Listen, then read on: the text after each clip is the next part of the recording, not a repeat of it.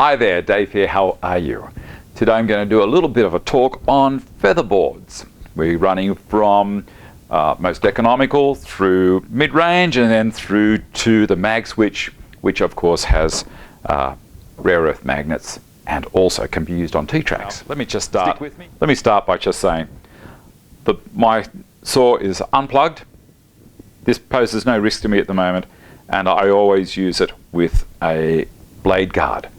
So that being said, I'm just going through a demonstration at the moment, and the reason why we use a featherboard.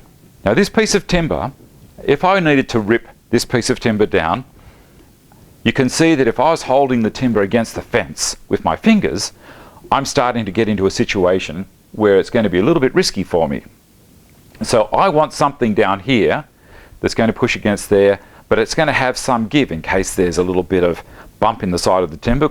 So I have three different types of featherboard that I can utilize.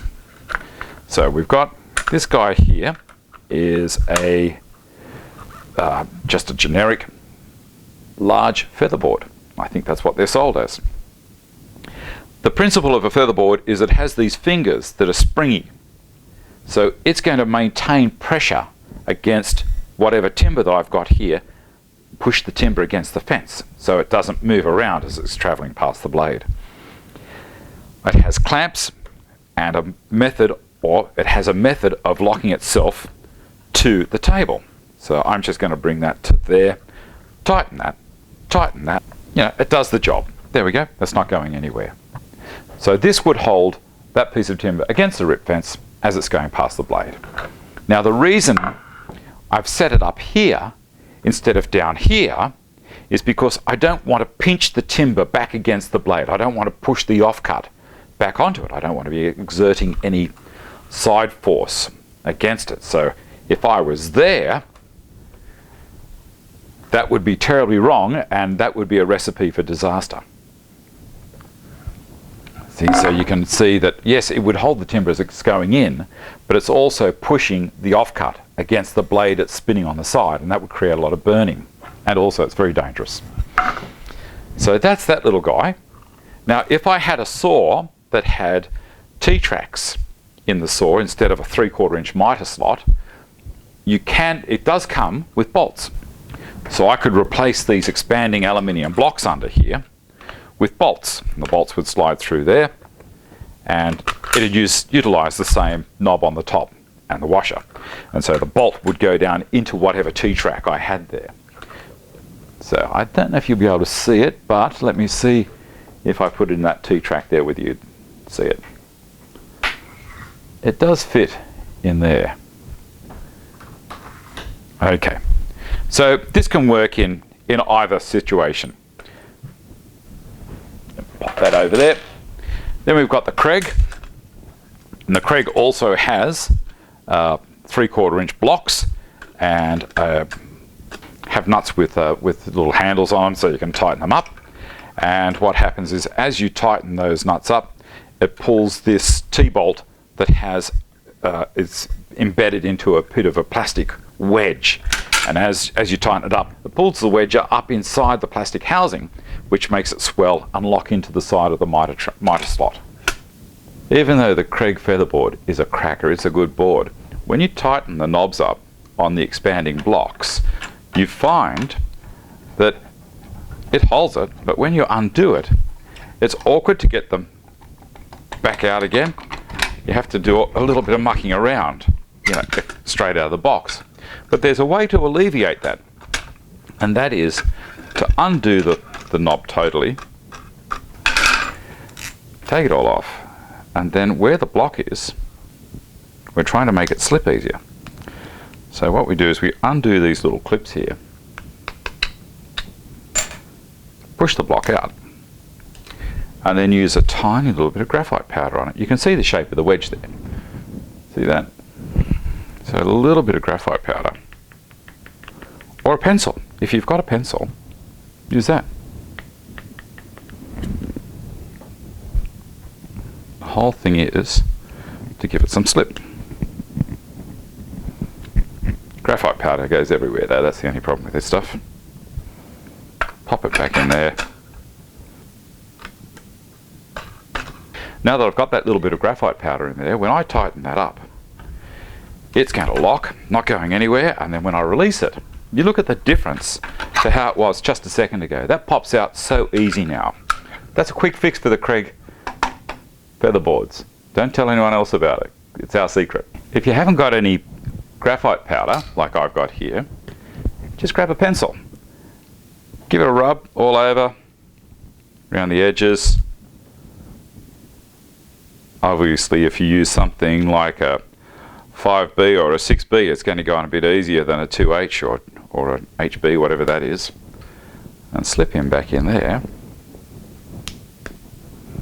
Backwards and forwards. And put the T-bolt back in. Slide him up and down. Anything that's catching you want to try and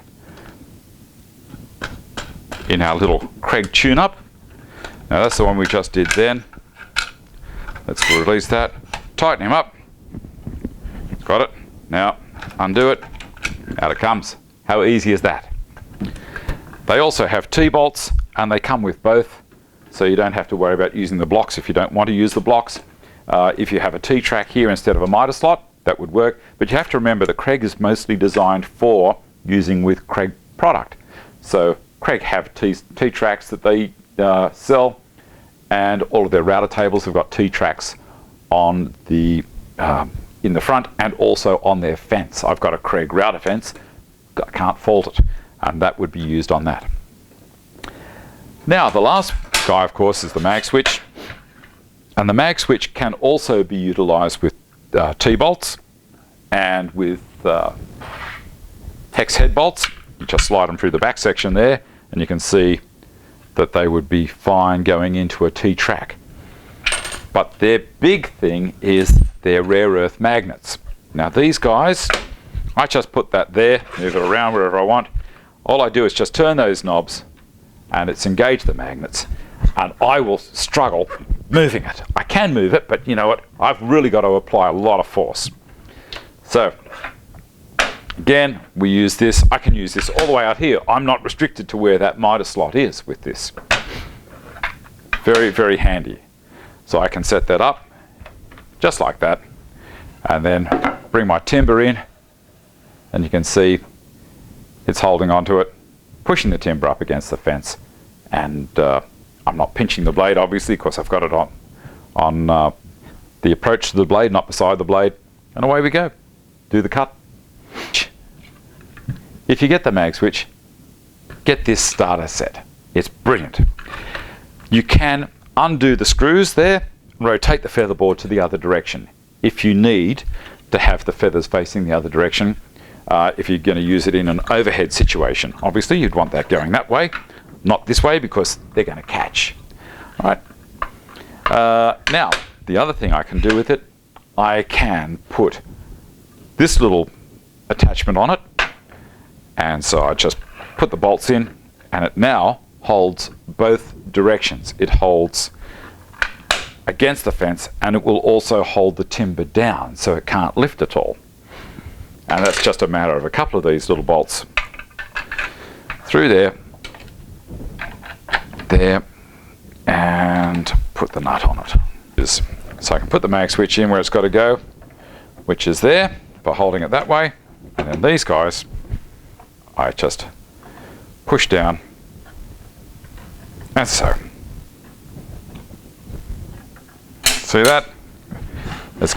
As I'm pushing the timber in, you can see the fingers popping up out of the way and holding down and holding in. How cool is that? This is probably the first time you've seen me use this setup. I'm going to get my earmuffs, feed the timber through.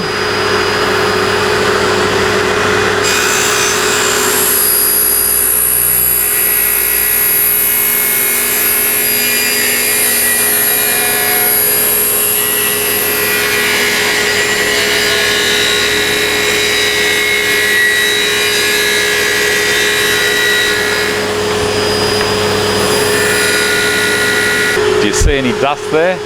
No way. This is beautiful. What a beautiful saw. Now I'm going to use another one. That was the Magswitch. Now I'm going to use the economy featherboard. as I was saying, don't have the featherboard past. Keep it just in front of the blade. It's doing a fine job of holding the timber in. As I take my hand off and get another purchase on the timber, the featherboard is holding it steady for me, so I haven't got to worry. I go over to the push stick. This time I'm using the Kreg. You can see the fingers pulling up, pushing against. Put the timber through.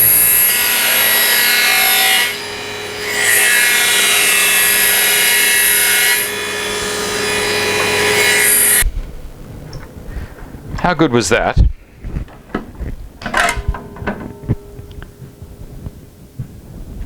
You see how much dust comes out of this thing? Nothing. This is great. I love this dust extraction system. So there you go. There's no real winner in this situation. All of these featherboards do the same job.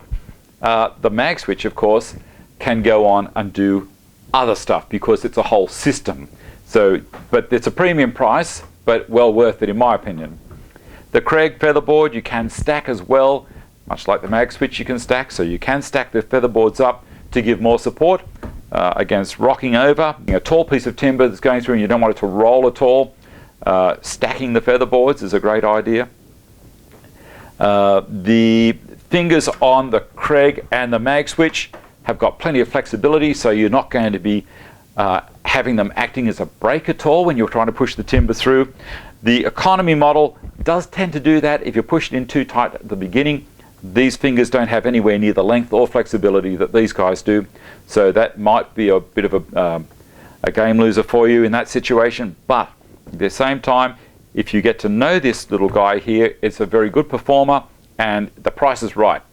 it's a great price. And the aluminium expanding blocks are probably the best of all of the blocks in the other ones that are available. All of them have their strength, of course. Just a matter of which one's going to suit you best. Thanks for watching. See you later.